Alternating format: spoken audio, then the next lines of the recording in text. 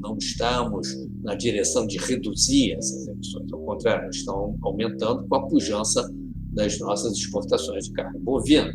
Onde o Brasil tem condições de ter um protagonismo realmente muito maior é na questão das florestas, que, obviamente, houve um aumento, um salto de patamar na taxa anual de desmatamento na Amazônia e mesmo em outros biomas do Brasil.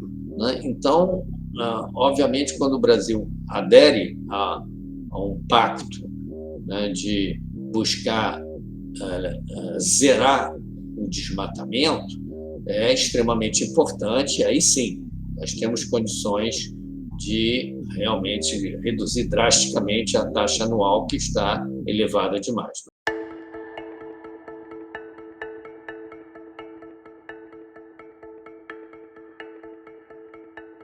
Olá, sejam muito bem-vindos a mais um episódio do podcast Missão Desenvolvimento. Eu sou Lavínia Barros de Castro, tenho o prazer de conduzir mais um podcast a convite da FBNDES. Para quem não me conhece, muito prazer, eu sou funcionária do BNDES e professora de Economia Brasileira do IBMEC. E hoje a gente vai falar sobre um tema que está todo mundo falando, que é sobre a COP27 e os rumos da agenda climática, né? Para conversar sobre esse tema, eu trouxe nada menos que uma autoridade no assunto, né, o professor Emílio Lebre Larroveri, que é professor titular do PPE, professor muito conhecido. O PPE é o Programa de Planejamento Energético, né? Ele é coordenador do Laboratório Interdisciplinar de Meio Ambiente de Centro Clima, Centro de Estudos Integrados sobre Meio Ambiente e Mudança Climática, da COP-UFRJ. O professor Larroveri é uma figura muito conhecida, de elevado renome internacional. Ele participou desde 92 do painel. Ele participa, né, tem participado desde 92 do painel intergovernamental de mudanças climáticas, o IPCC, e em 2017 ele participou nada menos que da comissão de alto nível sobre o preço do carbono, coordenada pelo Prêmio Nobel da Economia Joseph Stiglitz e o Lord Nicholas Stern. Então, realmente é uma referência nacional e internacional na iniciativa de Carbon Pricing Leadership Partnership, lançada pelo governo da França com o Banco Mundial. Professor Emílio, muitíssimo obrigada por ter aceito o nosso convite para participar dessa missão de desenvolvimento. É um prazer e, sobretudo, é uma honra poder falar com o senhor. Por favor, eu gostaria de pedir para a gente começar que o senhor se apresentasse, falasse um pouco para os nossos ouvintes, comentasse um pouco do seu trabalho de maneira geral. Muito obrigada. Bom, é um prazer enorme, agradeço o convite, a oportunidade de estar aqui com vocês. Bom, eu sou um engenheiro elétrico de sistemas, formado na PUC do Rio e economista também pelo UFRJ. E com mestrado em Engenharia de Sistemas na COP, e o meu doutorado foi na França, na Escola de Altos Estudos em Ciências Sociais de Paris, em 1980. Então, é desse ponto de vista, dessa perspectiva, que eu vou falar sobre o tema, né, de uma perspectiva de planejamento, né, da engenharia e da economia. E, ao longo da minha carreira, eu tenho trabalhado muito na questão de energia, inicialmente, né, na crise do petróleo, nos anos 70. Comecei a trabalhar a minha vida profissional nisso. E, a partir daí, desemboquei na questão ambiental, os impactos ambientais da energia, que foram se propagando, né, do nível local para o regional, e agora estamos com os impactos ambientais no nível global, as mudanças climáticas. Então, comecei estudar mudanças climáticas em 1989, pouco depois de ir para a universidade. Eu trabalhei 14 anos na FINEP, na Financiadora de Estudos e Projetos, né? A prima irmã menorzinha do BNDES, né? E depois fui para a COP, né? Onde eu coordeno um laboratório interdisciplinar de meio ambiente, e começamos, então, a trabalhar com mudanças climáticas também em 89, o Centro Clima, né, como foi mencionado. Passei a participar do IPCC, né, a partir do momento que ele aceitou engenheiros e economistas, né, aceitou o pecado original de sair das ciências exatas, né, da física da atmosfera, simplesmente. Então, a partir do segundo relatório, em 1992 a 96, quando ele foi publicado, eu já integrei, fiz parte de vários relatórios, e tentando também suscitar o tema aqui no Brasil. Na época era muito incipiente, né? E era mais, basicamente, um tema visto como sendo importado do exterior, e, no entanto, havia um grupo de cientistas, né, historicamente, por isso que o Ministério da Ciência e Tecnologia se tornou o ponto focal da questão de mudança global do clima no governo brasileiro. fizemos uma proposta brasileira da comunidade científica para o governo e para o protocolo de Kyoto, né, em 1997, e desde então tenho participado, né, desses fóruns que também sempre em diálogo com o governo e os negociadores brasileiros, levaram as posições brasileiras nas conferências das partes mais marcantes, né? Tenho participado de todas as conferências das partes, com algumas exceções, desde a COP-1, a preparatória para Rio 92, em 1991, que foi em Genebra ainda, já se preparando a redação do tratado, né, do acordo, da Convenção do Clima. Então, o protocolo de Kyoto, 97, depois pode-se destacar os acordos de Marrakech em 2001, para regulamentar o mecanismo de desenvolvimento limpo, por exemplo, um dos mecanismos de flexibilidade, né, que eram os chamados créditos de carbono, os mecanismos de flexibilidade do protocolo de Kyoto. Também um outro marco importante, a Conferência de Copenhague, quando o Brasil, pela primeira vez, junto com os demais países de desenvolvimento, colocou compromissos voluntários para limitação das suas emissões, e o Acordo de Paris, mais recentemente, em 2015, em que esse enfoque dos objetivos voluntários foi, de certa forma, expandido para abranger todos os 196 países, né? Parte da convenção, a maior parte aderiu ao Acordo de Paris. E trazer isso para o governo brasileiro e para a sociedade brasileira, para as empresas, para o nível subnacional. Nós trabalhamos muito com prefeituras e governos estaduais, fazendo inicialmente inventários de emissões, depois planos de ação. Começamos a trabalhar sobre adaptação também às mudanças climáticas, né, de estradas, de infraestruturas, de estados, de municípios. Mais recentemente, empresas têm nos procurado para fazer planos de adaptação, né, preocupados com o impacto das mudanças climáticas sobre seus ativos e também sobre seus negócios. E fizemos também um painel brasileiro de mudanças climáticas, um IPCC do B, né, basicamente um painel de cientistas brasileiros. Conseguimos atrair uns 300, né, novos cientistas trabalhando no painel. Então, precisa de sangue novo, porque a nossa geração já está perto da aposentadoria. Então, a gente precisa, ao contrário, de mais gente, atrair as melhores inteligências, a juventude do país para esse tema, que é um problema que vai ficar para os nossos descendentes, né? Não vamos ver a solução do problema, infelizmente, ainda. Eu achei que foi muito bacana, porque você contou a sua história, e a sua história foi entrelaçando, né, com a história de marcos, né, do clima que você teve a oportunidade de participar, né, e isso é muito bacana, né, realmente é uma vida dedicada a uma causa, né, e caminhando de mão dada junto com ela, né, então foi muito bacana, e foi bom porque assim também você já fez uma linha histórica, aí eu posso ser meio subversiva e inverter a linha histórica, e aí começar um pouco a história pelo fim, e começar falando um pouco da COP27, né, da 27ª Conferência da ONU sobre Mudanças Climáticas, né, que foi realizada agora em novembro, na cidade de Sharm el-Sheikh, né, no Egito. E essa COP tinha muita expectativa em relação a ela, por conta justamente do último IPCC, divulgado em fevereiro desse ano, né, o painel intergovernamental sobre mudanças climáticas, que esse documento mostrava que, uma coisa que no fundo a gente já sabia, né, que os efeitos das mudanças climáticas no planeta tinham se tornado emergenciais, e a gente realmente está parecendo que não está conseguindo chegar na manutenção dos 1,5, né? Mas essa COP também teve algumas características um pouco diferentes.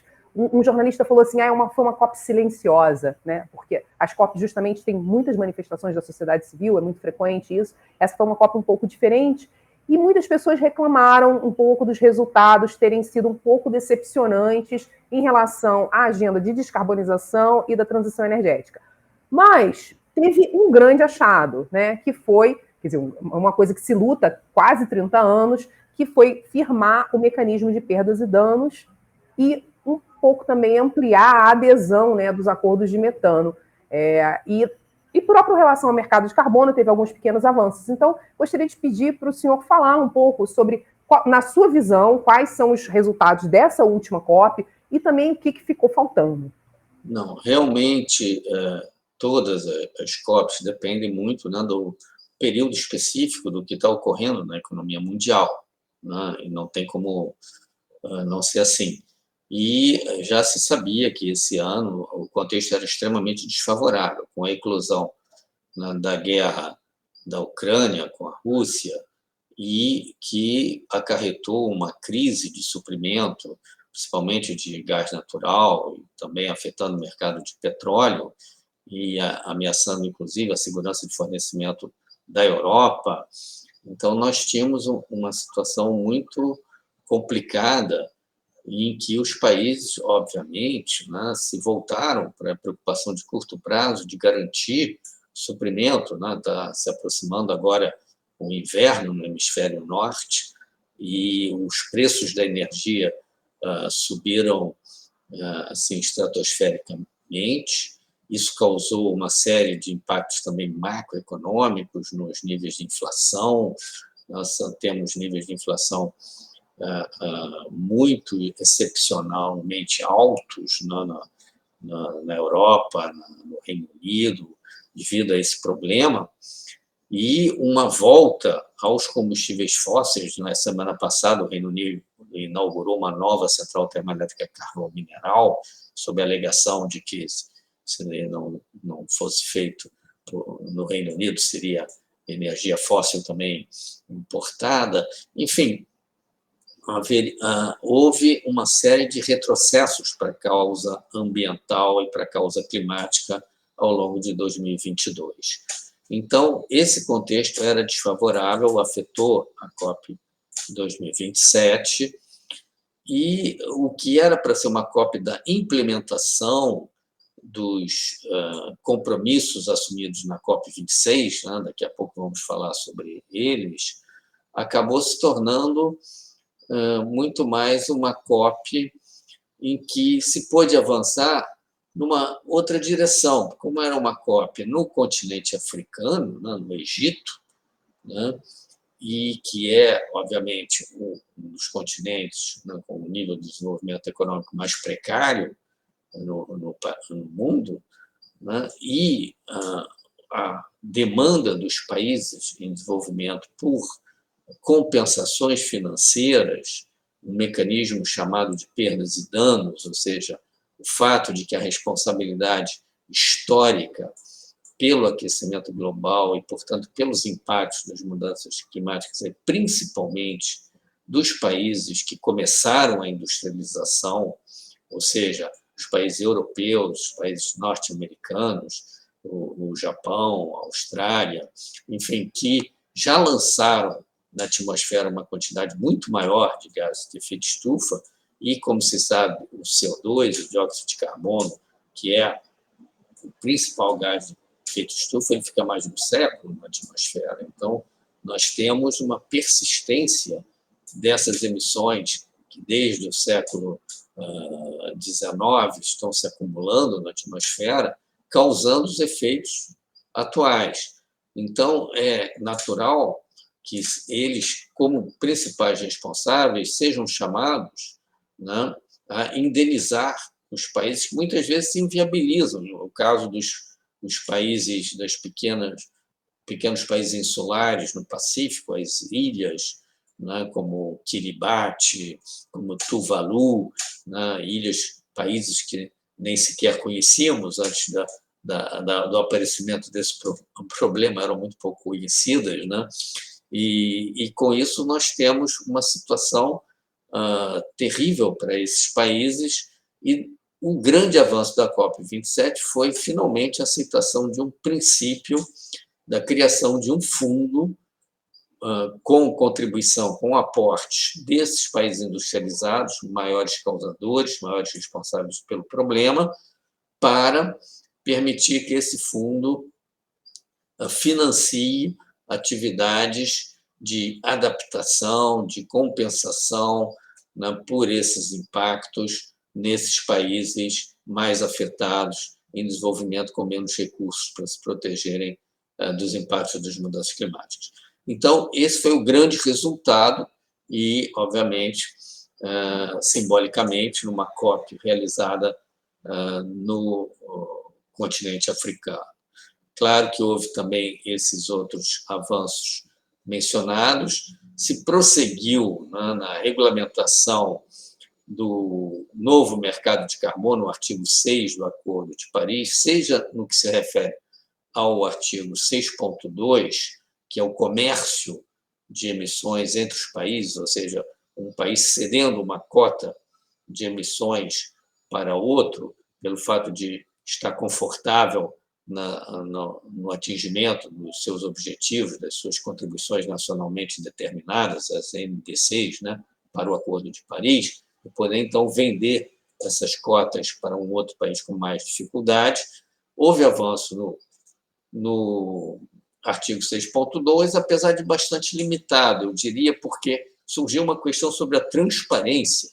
A sociedade civil cobrou que houvesse transparência nessas transações, ou seja, que fosse de domínio público que um país está transferindo para outro a titularidade, a possibilidade por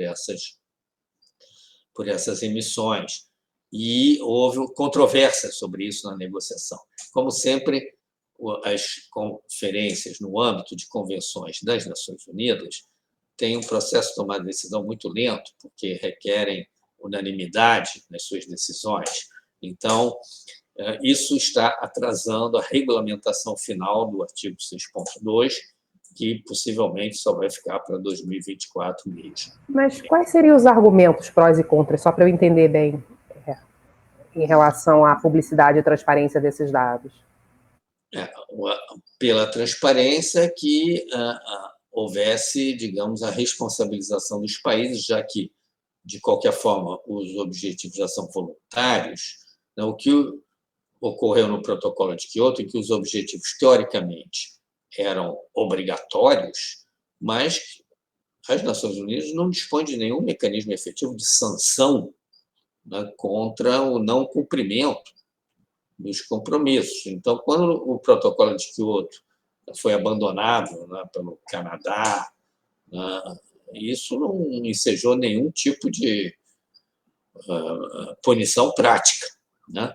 Então, no Acordo de Paris, que já estamos sob a égide, né, de objetivos voluntários, o único ônus que permanece para os países é o dano à sua imagem, de não cumprir com uma contribuição. No caso aí, não é nem sequer de não cumprir, é de cumprir, mas tendo que apelar para um recurso de digamos, né, importar a cota de um outro país, né? Então, obviamente que a sociedade quer que isso seja transparente. Por outro lado, alguns países querem se reservar, não querem se expor a esse tipo de imagem negativa. Então, essa é a discussão, né? Entendi. E, bom, quanto ao parágrafo 6.4, que é a regulamentação do novo mercado internacional de créditos de carbono, né, de projetos, chamado Mecanismo de Desenvolvimento Sustentável, o sucessor ampliado do Mecanismo de Desenvolvimento Limpo, nós também caminhamos, foi, de certa forma, numa tecnicalidade, foi definida, né, a conceituação, a chamada contribuição à mitigação, como isso vai ser chamado, como que isso vai ser considerado no âmbito, né, dos compromissos dos países. Já tinha sido, obviamente, acordado em Glasgow, na COP26, o princípio de se evitar a dupla contagem, né? Quer dizer, ou seja, se um país hospedeiro de um projeto de mitigação vai vender esses créditos de carbono para outro país, então o direito de utilizar essas reduções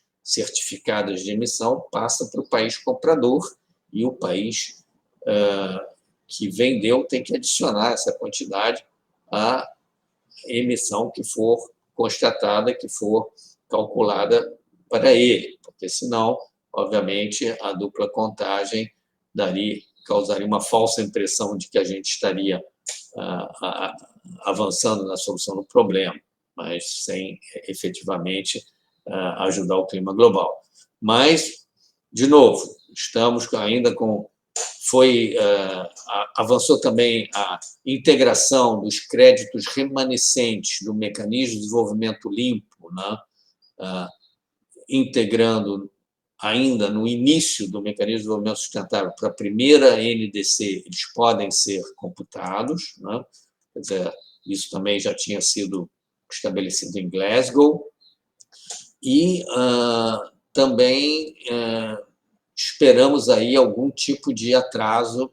Esse mercado, na minha visão, não vai estar operacional antes de 2025. É bom lembrar que o Protocolo de Kyoto, por exemplo, foi assinado em 1997 e os acordos de Marrakech, que eu mencionei, que disciplinaram as regras para o estabelecimento de uma comissão executiva para o mecanismo de desenvolvimento limpo, um painel científico, né, que ficaram alojados no secretariado da Convenção do Clima, só foram aprovados em 2001, ou seja, também passou um período de 4 anos para isso acontecer.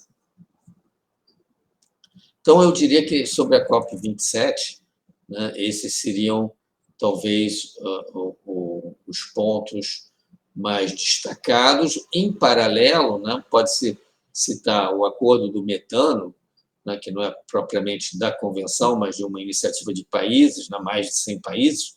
Ele continuou com maior adesão. O único problema é que a maior emissão de metano, o maior emissor de metano mundial é a China, não aderiu. Né? Agora, o que foi muito importante para a COP27 foi uma reunião anterior entre a China e os Estados Unidos, que tiveram uma relação um pouco estremecida, né, em função daquela visita da Nancy Pelosi a Taiwan, e houve todo um problema geopolítico, né? Mas, perto da reunião do G20, né, de outubro, houve um encontro de alto nível entre a China e os Estados Unidos, em que eles acertaram que continuariam cooperando, independentemente das suas outras diferenças geopolíticas, na questão de clima. Então, isso foi um fato também muito importante, porque sem um alinhamento de Estados Unidos e clima e China, não há como a Convenção do Clima avançar, que são os dois maiores emissores, claramente. Então, eu creio que isso foi um resultado também importante, né? Garantir, pelo menos, essa cooperação. Professor, só para eu ver aqui, só para eu ficar um pouco com da clareza aqui do segmento dos marcos, né? O artigo 6, né, referente a esse mercado de crédito do carbono, ele tinha sido discutido concentradamente ali na COP26, né? Com essa questão da dupla contagem, retomar aquele mecanismo de desenvolvimento limpo que tinha surgido lá atrás, em 97, estava em vigor desde 2005. Isso aí foi na COP26, né? Eu não entendi direito, não ficou claro para mim direito o que avançou e o que não avançou da COP27 em relação à COP26. Não ficou muito claro para mim. O avanço é muito pequeno, realmente, né? Porque o acordo em Glasgow foi um acordo de princípio. Né? Quer dizer, assim como o fundo, né, de perdas e danos, que foi aprovado agora na COP27, foi aprovado no princípio. Agora, como vai funcionar, quem vai aportar, qual a quantia de cada um, como vai ser a governança desse fundo, nada disso ainda está estabelecido. Ou seja, até que esse fundo realmente se torne operacional, vai demorar. Infelizmente, essa é a realidade das convenções das Nações Unidas. Né? Mas o princípio foi aprovado. Da mesma forma, com relação à COP26, houve um acordo sobre o livro de regras do artigo 6. Então, evitar dupla contagem, como considerar que, sim, seriam válidos, sob determinadas condições, por um certo período, os créditos remanescentes do mecanismo de desenvolvimento limpo. O princípio foi acordado em Glasgow. Em Sharm el-Sheikh, se tentou avançar. Muito bem, como vamos fazer isso? Né? Aí se empacou no parágrafo 6.2 na questão da transparência. Então, isso ainda não temos um consenso sobre isso, e isso trava o avanço. E no 6.4 se conseguiu avançar no conceito de como é que a gente vai chamar isso, como que isso vai ser contabilizado, mitigation contribution, quer dizer, avançou, também se estabeleceu o prazo na primeira NDC, até quando esses créditos do MDL vão ser válidos, quer dizer, houve pequenos avanços também, mas ainda não está pronto, quer dizer, ainda falta um trabalho técnico, e creio que em 2024 para o 6.2 e 2025 para o 6.4 seriam, a meu ver, as minhas estimativas de quando que isso realmente começará. Maravilha, agora ficou claro, né? Então, é o Pacto de Glasgow, aí faz os princípios e depois o desdobramento é que vem, quer dizer, que deveria ter avançado muito na COP27 e que não avançou tanto como a gente gostaria, né? Não, entendi perfeitamente. Aqui, puxando um pouco para a questão da agenda brasileira, né? Na COP26, o Brasil assumiu uma série de compromissos. Entre eles, ele assinou a Declaração das Florestas e Uso da Terra, né, acabar com o desmatamento, que tem o compromisso mundial, né, de acabar com o desmatamento até 2030, e o compromisso global do metano, né, de reduzir as emissões de gás metano em 30% até 2030. Isso me parece bastante desafiador, até porque o Brasil tem, né, enfim, grande pecuária e tudo que nós sabemos que é grande emissor de metano. Então, eu queria um pouco pegar a sua perspectiva, né, qual a importância desses dois acordos. Primeiro, para o clima, né, entender a relação entre metano e CO2, né, um pouco explicar a questão do metano, por que ele é tão relevante, e como é que o senhor vê a questão da agenda brasileira e de um protagonismo do Brasil, né, em perspectiva para essas agendas, considerando todo o contexto da Amazônia e do desmatamento ilegal, enfim. Certamente, vou começar pelo metano. O metano é visto como digamos, o segundo gás mais importante, né? Ele tem um poder de aquecimento global maior, mas ele fica muito menos tempo na atmosfera, menos de 10 anos. Então, ele dá uma resposta mais rápida. Se a gente conseguir cortar as emissões de metano, a gente, de certa forma, antecipa o efeito, né? A gente consegue diminuir muito em pouco tempo. E como o limite de 1,5 grau acima do que era a concentração, a temperatura média antes da Revolução Industrial, já está quase estourado, nós estamos quase chegando já em 1,5 grau, é praticamente impossível, eu diria, a gente realmente conseguir limitar 1,5 grau, atuar sobre o metano dá uma resposta mais rápida, é mais atraente. Temos também, na maioria dos casos, no mundo todo, as emissões de metano vêm da indústria de óleo e gás, né, e das termoelétricas a gás natural. Então, são, digamos, empresas que com uma rastreabilidade mais fácil, né, também instalações, ativos, dutos, em termoelétricas, plataformas, né, em que se pode atuar consistentemente. Daí essa iniciativa capitaneada pelos Estados Unidos. Há também uma preocupação muito grande com a subestimativa dos inventários, né? Recentemente, foi nos próprios Estados Unidos, na principal bacia produtora de óleo e gás, se verificou que as tochas das plataformas, os flares, que servem para, quando o que se retira do subsolo, né, vem misturado óleo, gás e água, né, e uma parte desse gás não há condição tecnológica de aproveitar, tem que ser queimado. Primeiro, por razão de segurança, porque o gás natural, que é 94% de metano, né, ele é inflamável, pode causar explosões.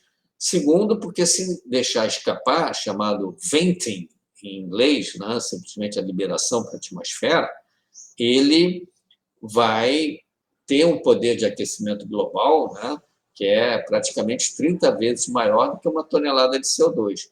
Então, quando se queima, quando se captura esse gás e se queima numa tocha, o que se está fazendo naquela queima é transformar o metano em CO2, que é 30 vezes menos nocivo para o aquecimento global.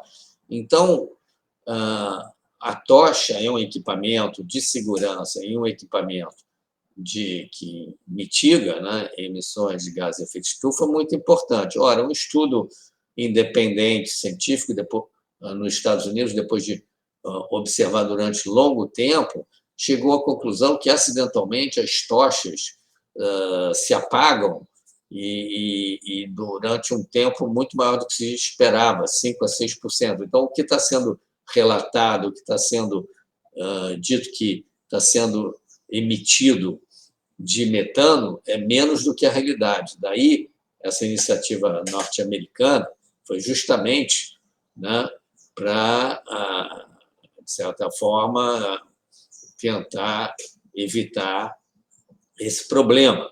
E também os Estados Unidos é o país que está como líder na produção de gás de xisto, né, pela metodologia de fraturamento hidráulico, uma técnica que, de certa forma, traz o gás do subsolo para a superfície, com uma série de impactos ambientais locais muito deletérios.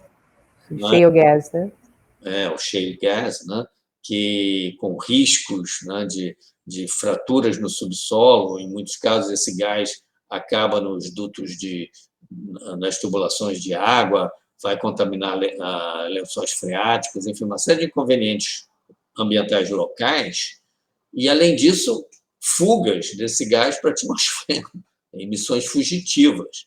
Então, os Estados Unidos sabem que tem uma responsabilidade grande nisso. Então, daí eles terem liderado em Glasgow essa iniciativa.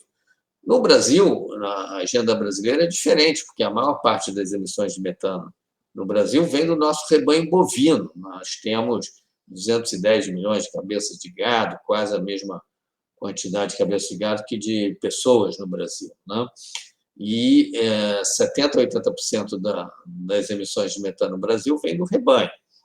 E foi até surpreendente, né, o atual governo federal ter aderido a essa iniciativa. Foi muito mais uma questão simplesmente diplomática, na minha visão, né, de alinhamento quase que automático com uma proposta norte-americana, mas sem nenhum estudo técnico e econômico de viabilidade, né? É verdade que o que diz o acordo é reduzir em 30% as emissões globais de metano. Novamente, não está dito que cada país tem que reduzir 30%. Então, não quer dizer que o Brasil está se comprometendo a reduzir 30%.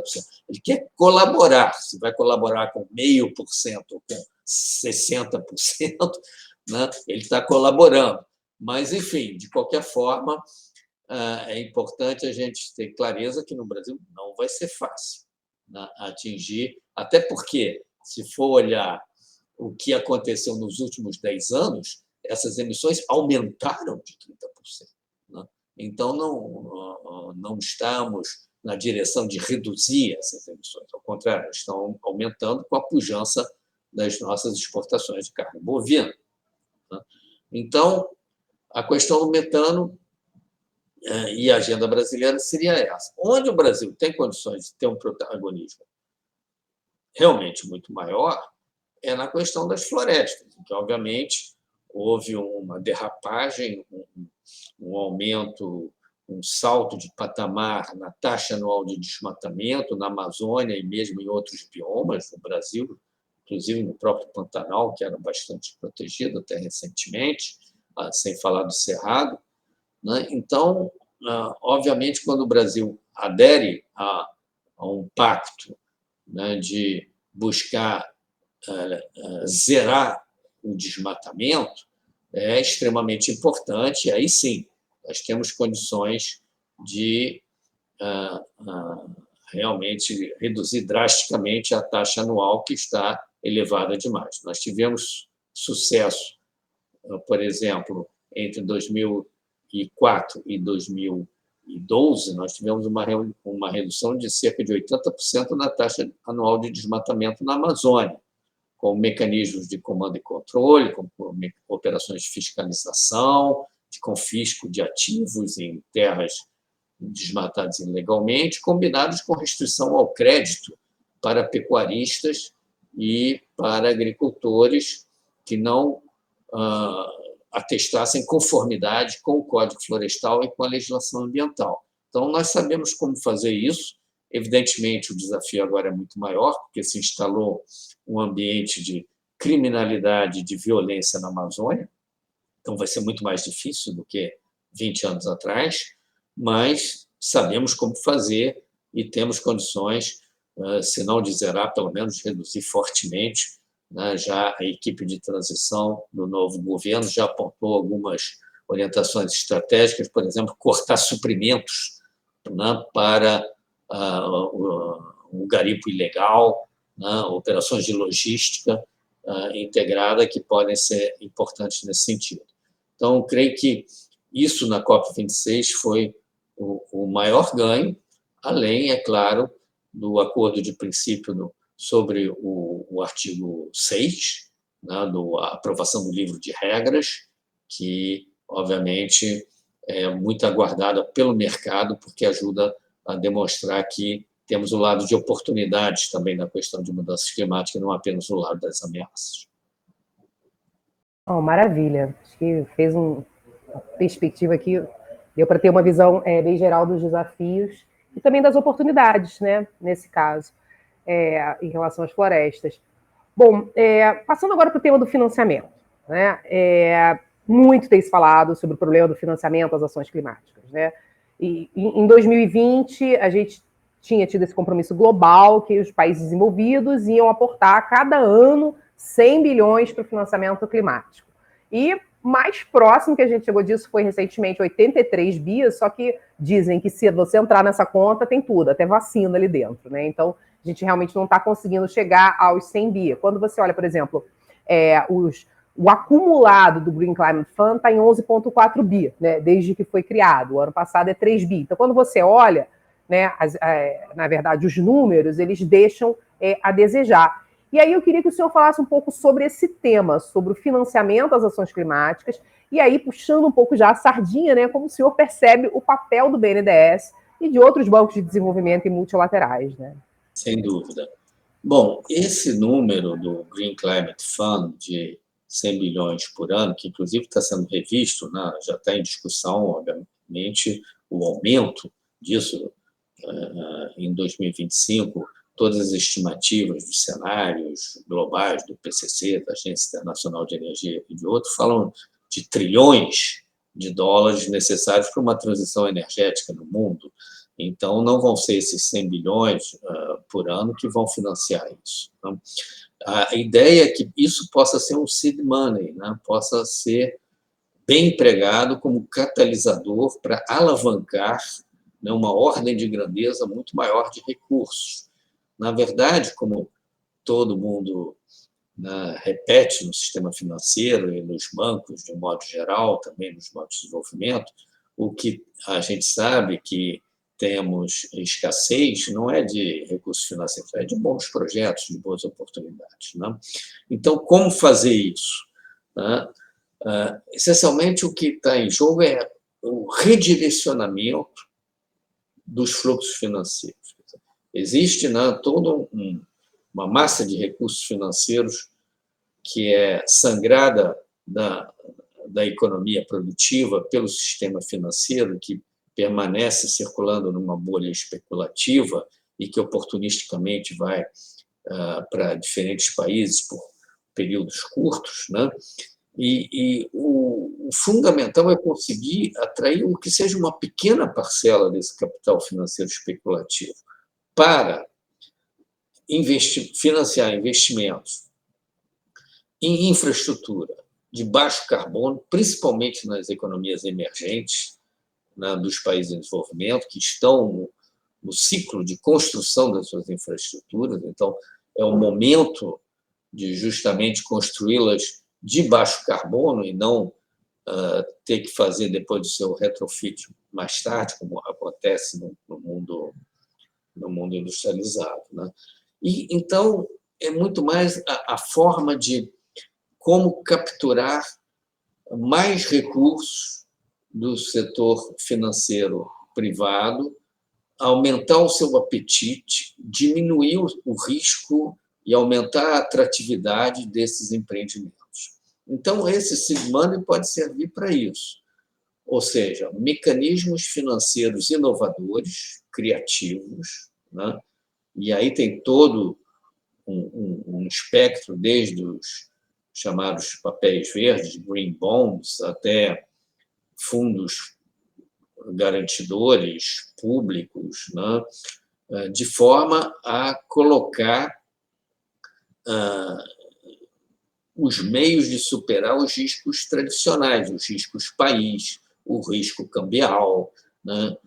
O risco, muitas vezes, de novas tecnologias ainda que não estão muito firmes no mercado, enfim, todos os spreads que fazem com que o custo de capital médio para o investimento numa economia em desenvolvimento, num país em desenvolvimento, seja muito maior do que no mundo desenvolvido. Então, daí o papel fundamental e central dos bancos de desenvolvimento, com a experiência que eles têm de longa data de financiar o desenvolvimento, de financiar a infraestrutura, de criarem esses mecanismos, né?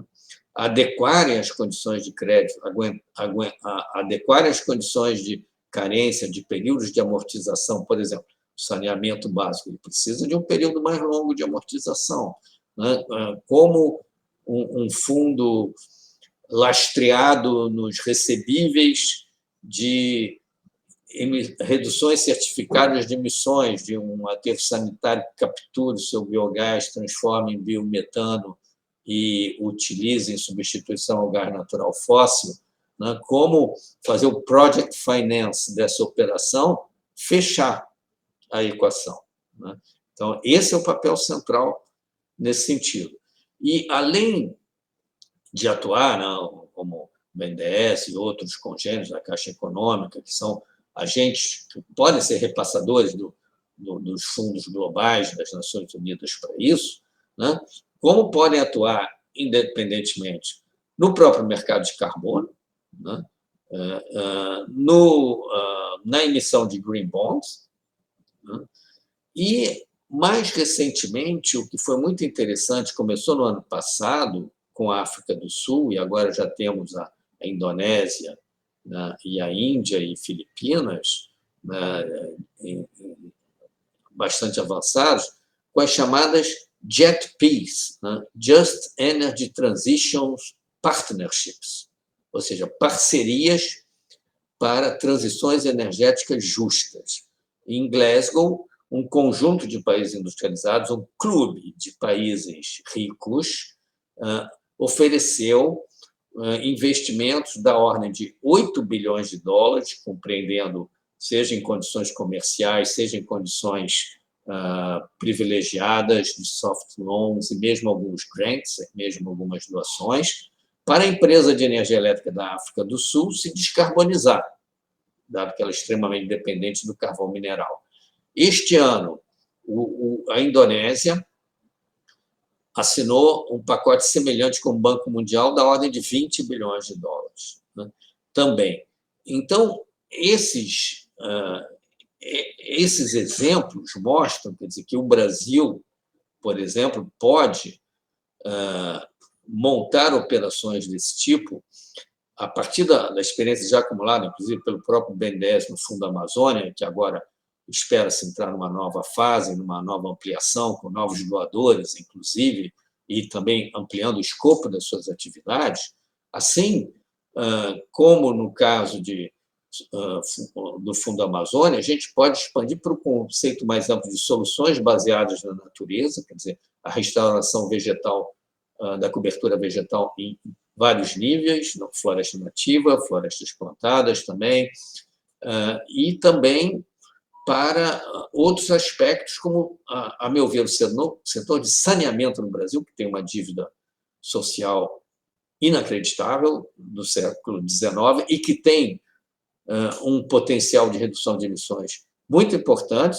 considerado no futuro. Hoje as emissões são pequenas, mas para atender a política nacional de saneamento e os objetivos que são absolutamente imprescindíveis de serem finalmente alcançados, já com um atraso de mais de século, né, de universalização do saneamento básico no país, aí as emissões podem crescer muito se não forem acompanhadas das medidas mitigadoras nos aterros e nas estações de tratamento de esgotos que usem a tecnologia de tratamento anaeróbico.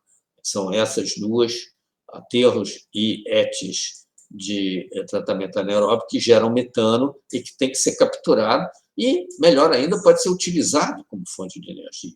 Nós já temos alguns projetos pilotos em que isso acontece. Aconteceu em Gramacho, aqui no Rio de Janeiro, está acontecendo lá em Japeri Seropédica, indústrias como a refinaria Duque de Caxias, agora a Ternium, em Itaguaí, estão utilizando esse biogás, então, transformado em biometano.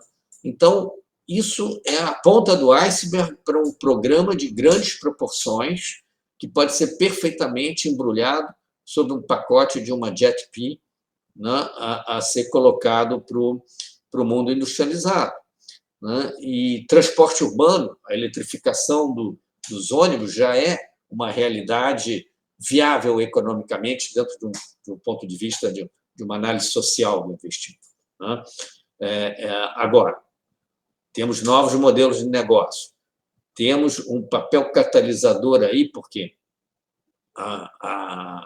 os obstáculos regulatórios, a questão de viabilizar a presença de agentes subnacionais. A gente sabe a situação financeira de prefeituras e de estados, como é muito mais complicado. Então, tudo isso é o desafio para os bancos de desenvolvimento. Mas, de novo, oportunidades há e recursos financeiros há. Vamos trabalhar. Maravilhoso. Eu fiquei pensando aqui em milhões de coisas enquanto o senhor falava, porque eu vivo um pouco essa realidade junto com os meus colegas, né? Eu estou na área de energia do BNDES, mas eu também escuto muitos meus colegas da área de saneamento, o pessoal, e realmente acho que o BNDES tem feito um trabalho muito bacana, até o momento propaganda agora. Eu acho que tem tudo lá no site. O BNDES tem feito várias iniciativas novas de crédito de carbono, de floresta viva, de match funding, criou, né, o portal NDC para mensurar, né, as nossas contribuições para as NDCs brasileiras. Então, acho que tem feito um trabalho muito bacana. Mas eu também vejo muitos desafios, né? Acho que foi muito importante isso que o senhor falou, que é a questão... esse capital, os 100 bi, não vão resolver o problema. Né? A gente vai precisar de muito capital nacional, público, e alavancar o privado de fato, em grandes proporções, não aquelas merrequinhas. Né? Então, assim, em grandes proporções. Acho que foi muito, muito bem colocado. Mas existe um desafio, e eu quero falar aqui de 2 desafios que o senhor mencionou, até para passar para a próxima questão.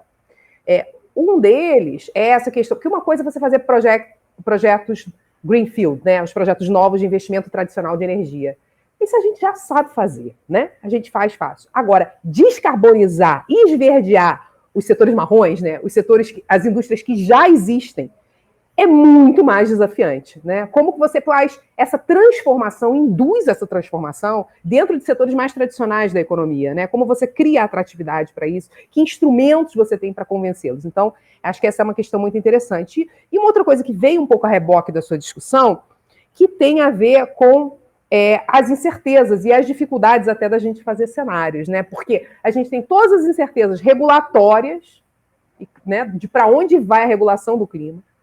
A gente tem incertezas até de base de dados, né? A nossa última matriz insumo-produto é de 2015, né, doutor Emílio? Então, para fazer os modelos de projeção, fica complicado, a gente não sabe nem o presente, né? O presente está incerto nesse momento, que a gente não tem as informações.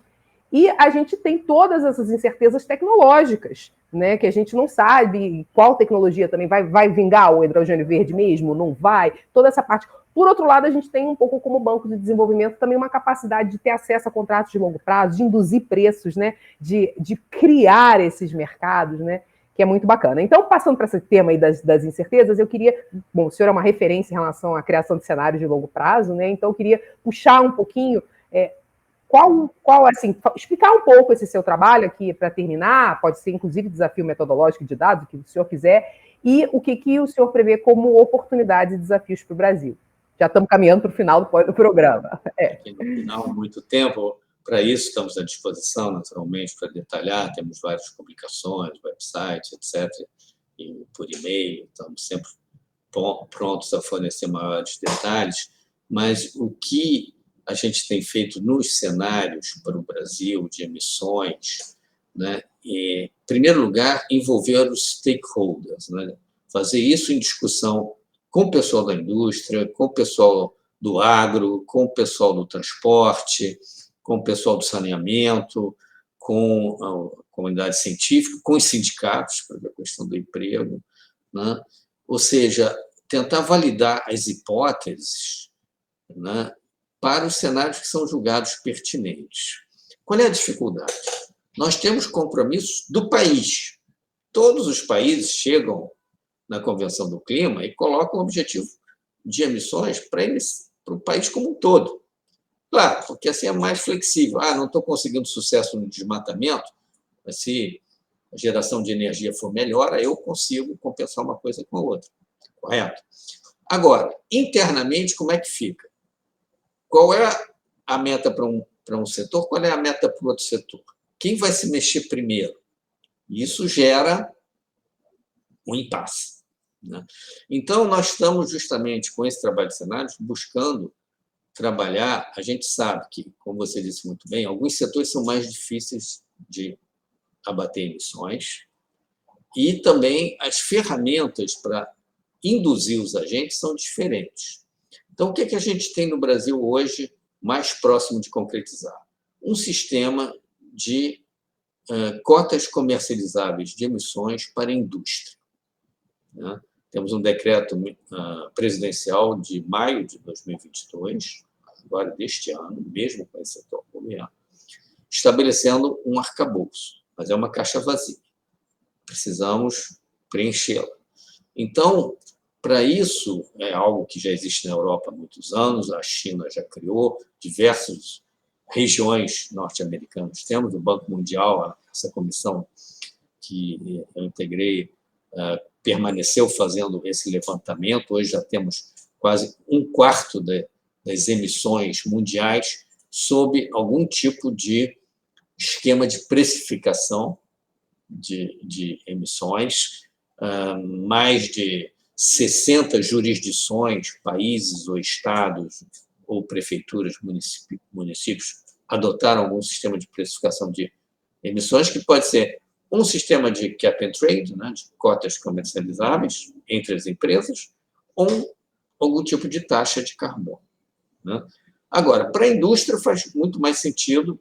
No Brasil já há, inclusive, manifestações do próprio setor industrial, né, no sentido de preferência de um sistema de cotas comercializáveis de emissão.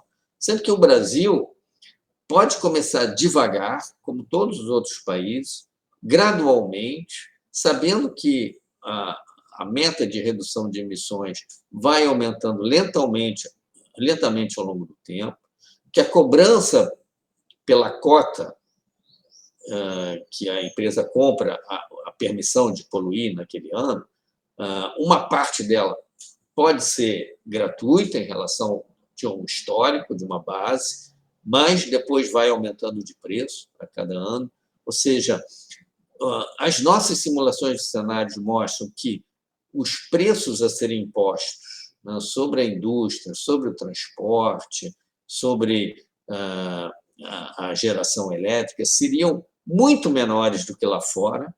Ou seja, nós temos condições de reduzir emissões a custos muito menores, ou seja, isso é uma vantagem competitiva para o Brasil. E o que nós temos concluído é que, para a indústria, um cenário de comercialização de cotas comercializáveis de emissão, inclusive com uma permissão de compensação, de offset, da ordem de 30% do corte de emissão de uma empresa, poderia ser obtido através de financiamento do setor florestal e de sequestro de emissões via crescimento da cobertura vegetal.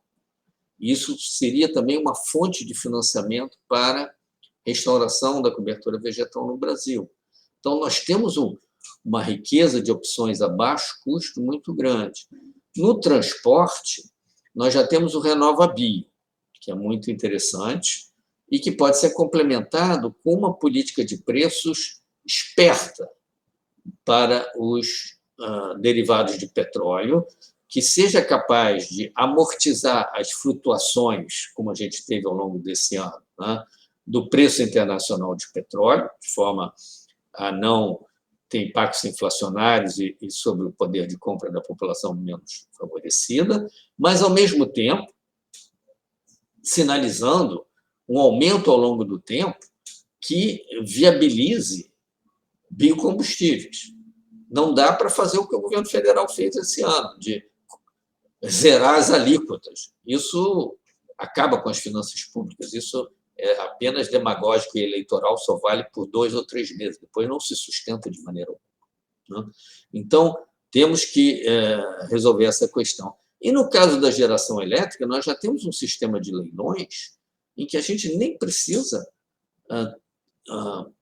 passar o custo do carbono da termoelétrica para o quilowatt-hora pago pelo consumidor. Basta, no momento de fazer o despacho, o operador nacional do sistema, e no momento de fazer um leilão de expansão, né, se adotar um preço sombra, ou seja, simplesmente afetando a ordem em que eu priorizo a expansão e a chamada para a operação das centrais. Então, nós temos vários instrumentos que podem sinalizar para os agentes econômicos como podemos atingir o objetivo de ter uma transição suave e gradual, e é perfeitamente factível o Brasil chegar em 2050 com emissões líquidas zero, mantendo o crescimento econômico, melhorando o nível de emprego, diminuindo o desemprego, melhorando a distribuição de renda e protegendo o poder de compra das famílias de mais baixa renda. Porque uma parte das receitas dessa precificação de carbono pode virar uma bolsa carbono. Nós já temos o cadastro social. Então, em vez de zerar a alíquota dos combustíveis para o rico abastecer o seu SUV, você cobra do rico e uma parte do que está sendo cobrado você joga no cadastro social para a dona de casa lá receber uma bolsa carbono, né? Então, basicamente, nós temos já uma base, com tudo que foi feito de política social no Brasil e de política energética para renováveis, extremamente favorável para embarcar nessa trajetória, né, de um círculo virtuoso, em que, se o mundo todo também for fazer isso, nós faremos melhor e de forma mais barata. Ou seja, a nossa competitividade melhorará. Claro que, para alguns setores, a siderurgia não vai ser trivial, mas, mesmo a siderurgia, nós temos gás natural, nós temos condição, a médio e longo prazo, de fazer hidrogênio verde e de fazer aço a partir de gás natural e de hidrogênio verde. A nossa pegada de carbono no nosso aço já é bem menor do que a chinesa, que é o grande concorrente mundial, faz 40% do aço mundial. Então, apesar da indústria pesada vai demorar mais e vai ter tempo para se adaptar, não precisa você atacar agora a redução de emissões da siderurgia amanhã, porque outros setores podem dar conta disso, florestas, por exemplo, muito melhor, mas ela terá tempo de se adaptar nas próximas 3 décadas e tem condições estruturais de médio e longo prazo para também chegar numa pegada de carbono muito mais baixa do que a atual. Então, é para isso que esses cenários servem, ou seja, a gente dividir a responsabilidade pelos setores, porque para fazer qualquer tipo de política funcionar, para fazer um mercado industrial funcionar, você precisa de uma meta para o setor. E para fazer uma meta para esse setor, você tem que ter meta para os outros setores também, para compor a meta global. E a gente faz o cenário para entender quais as estratégias e ações que precisamos tomar hoje para chegar nesse cenário, para fazer ele acontecer. Né? Porque ele só vai acontecer se forem tomadas muitas ações.